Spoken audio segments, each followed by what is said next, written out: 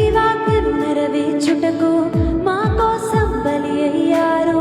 ప్రభు రాజ్యం ప్రకటించుటకు ప్రాణ